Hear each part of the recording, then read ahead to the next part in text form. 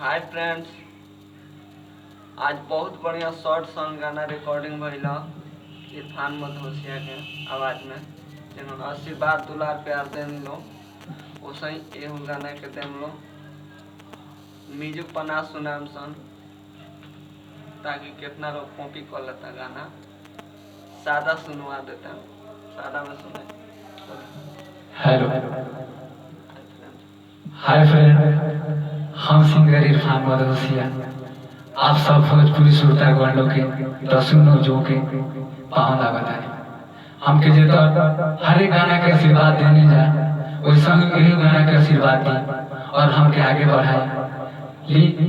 जो हम गाना गावे चाहता नहीं ली सुने सैड सॉन्ग।